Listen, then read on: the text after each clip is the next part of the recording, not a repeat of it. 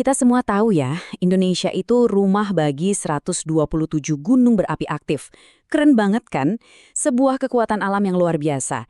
Indah tapi sekaligus juga menakutkan. Nah, pertanyaannya, gimana kalau suatu hari nanti kamu terjebak sendirian pas salah satunya meletus? Ini nih, panduan yang harus kamu tahu untuk bisa bertahan hidup.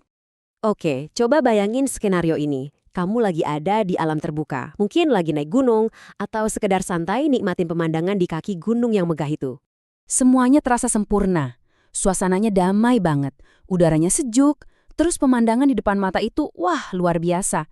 Momen yang bikin kamu ngerasa bener-bener hidup. Tapi, tiba-tiba ketenangan itu pecah. Kamu ngerasain getaran aneh dari bawah kaki. Awalnya pelan, tapi makin lama makin kencang. Kayaknya ada yang nggak beres nih. Dan dalam sekejap, duar! Suara gemuruh yang super kencang meledak dari puncak gunung.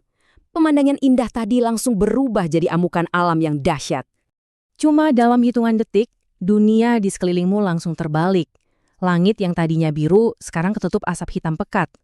Partikel-partikel abu mulai turun kayak hujan, bikin siang jadi gelap gulita. Dan yang paling bikin merinding, kamu sadar, kamu bener-bener sendirian. Oke, ini dia situasinya. Di skenario hidup atau mati kayak gini, setiap detik, setiap keputusan itu penting banget. Jadi, apa langkah paling pertama yang harus kamu ambil biar selamat? Dengerin baik-baik. Hal pertama yang harus kamu lawan itu bukan gunungnya, tapi musuh yang ada di dalam dirimu sendiri, kepanikan. Reaksi pertamamu itu yang paling krusial. Lihat deh bedanya. Kalau orang panik, mereka bakal lari membabi buta. Nggak mikir arah, yang seringnya malah lari ke tempat yang lebih bahaya. Nah, beda sama orang yang tenang. Dia bakal berhenti dulu sebentar, tarik napas, lihat sekeliling, baru deh bikin keputusan yang logis. Itu yang jadi penentu. Ini bukan cuma omong kosong ya. Kemampuanmu buat mengendalikan rasa takut dan tetap berpikir jernih di detik-detik pertama itu, yaitu garis pemisah antara selamat dan celaka. Oke, setelah berhasil menguasai diri, sekarang waktunya bertindak. Yuk kita bahas langkah-langkah paling penting yang harus segera kamu lakuin. Ini aturan nomor 1. Mutlak dan nggak bisa ditawar. Jangan malah deketin buat nonton. Jangan ragu-ragu. Pokoknya, prioritas utamamu adalah bikin jarak sejauh mungkin antara kamu dan puncak gunung. Kenapa? Ini dia alasannya. Awan panas. Bayangin aja, campuran gas, abu, sama bebatuan yang super panas meluncur turun gunung dengan kecepatan ratusan kilometer per jam. Ini pembunuh paling utama dalam letusan gunung berapi. Gak bisa dihentikan dan gak akan ngasih kamu kesempatan kedua. Selain awan panas, ada ancaman lain yang jangkauannya jauh banget. Abu vulkanik. Dan ini bukan debu biasa loh, ini partikel-partikel super kecil dari kaca dan batu yang tajam. Kalau sampai kehirup, paru-parumu bisa rusak parah. Jadi, melindungi paru-paru itu prioritas selanjutnya. Pakai apa aja yang ada, entah itu bajumu, shawl, atau kalau ada masker itu yang paling bagus. Pokoknya saring udara yang kamu hirup.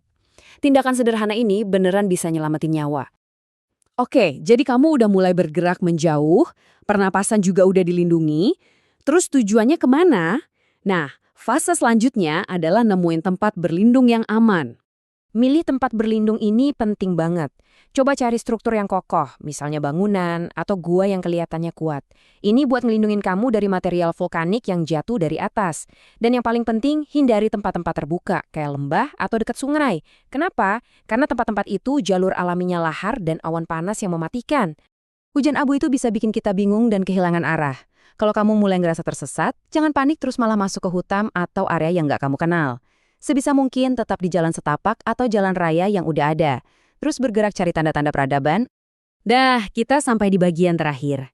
Setelah semua tindakan fisik tadi, ada satu hal lagi yang gak kalah penting, yaitu kekuatan mentalmu untuk terus bertahan. Jadi pada dasarnya, semuanya itu kembali ke 3 aturan inti ini. Kalau kamu gak bisa ingat yang lain, ingat aja 3 hal ini. 1. Menjauh dari gunung. 2. Lindungi pernapasan. 3, dan ini yang terpenting, tetap tenang dan berpikir jernih. 3 pilar ini adalah fondasi keselamatanmu. Pada akhirnya, keselamatanmu itu bukan soal keberuntungan semata, tapi soal keputusan yang kamu ambil di saat-saat paling genting. Kekuatan terbesarmu saat menghadapi amukan alam adalah pikiranmu sendiri yang tenang dan jernih.